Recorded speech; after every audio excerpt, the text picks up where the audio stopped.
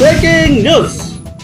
ಕರ್ನಾಟಕ ದಲಿತ ಸಂಘರ್ಷ ಸಮಿತಿ ವತಿಯಿಂದ ಬೊಮ್ಮನಹಳ್ಳಿ ಜಿಬಿಎ ಕಚೇರಿಗೆ ಮುತ್ತಿಗೆ.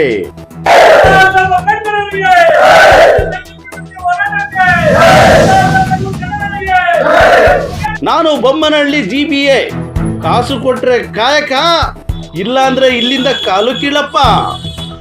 ಇಲ್ಲಿ ಜನಸಾಮಾನ್ಯರಿಗೆ ಯಾವುದೇ ಕೆಲಸ ಕಾರ್ಯಗಳು ನಡೀತಾ ಇಲ್ಲ. ಯಾವುದೇ ಒಂದು ಬರ್ತ್ ಸರ್ಟಿಫಿಕೇಟ್ ತಂದ್ರು ಕೂಡ ತೊಂದರೆ ಕೊಡ್ತಾರೆ.